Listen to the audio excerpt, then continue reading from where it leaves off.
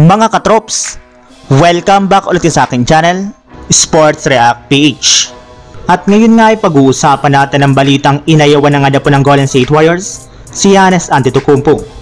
Pag-uusapan na rin nga natin dito sa ating panibagong video, ang balitang mawawalan nga po ang Oklahoma City Thunder ng 7 players sa kanilang game laban sa Los Angeles Lakers.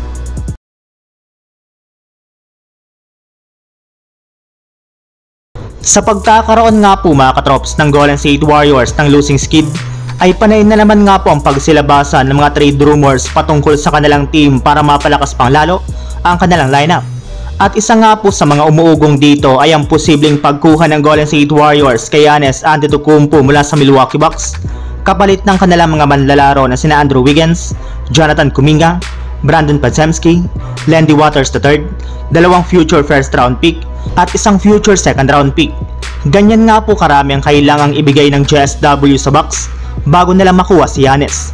Ngunit ayon nga po sa isang source mga katrops, agad rin naman nga po itong tilanggihan ng kanilang general manager na si Mike Dunleavy ang ganitong trade dahil hindi nga po niya sasakripisyo ang future at ang kanilang mga batang player para lamang sa isang superstar.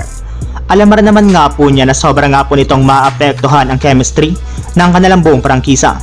Napatunayan na rin naman nga po ng kanilang team na sapat ang kanilang kasalukuyang lineup para maging competitive sa Western Conference.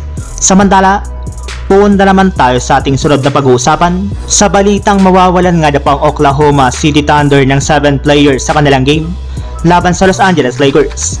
Simula nga po mga katrops na matalo ng OKC Thunder ang Golden State Warriors sa kanilang last game ay umabot na nga po sa 3 games ang kanilang winning streak, kung saan umangat na rin naman nga po sa 14 wins at 4 losses ang kanilang kasalukuyang record bilang number 1 sa standings ng Western Conference.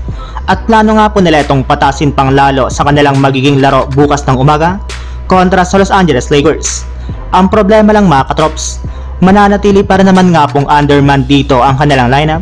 Sa katunayan, ayon nga po sa nilabas na injury report ng OKC Thunder, ay inanunsyo na nga po nila na hindi nga po maglalaro ang kanilang mga manlalaro na sina Nikola Topic, Jalen Williams, Chet Holmgren, Osman Dieng, Alex Ducas, at maging ang kanilang defensive player na si Alex Caruso na pare-parehong may tinatamong injury ngayon sa kanilang mga pangangatawan. Habang nakalistar naman nga po bilang questionable ang kanilang player na si Adam Flagler na nagtamo rin nga po ng injury sa kanyang kamay, kaya 7 player nga po ng OKC Thunder ang out sa kanilang game laban sa Lakers. So yun lang mga katrops, ang handog kong story ngayong araw.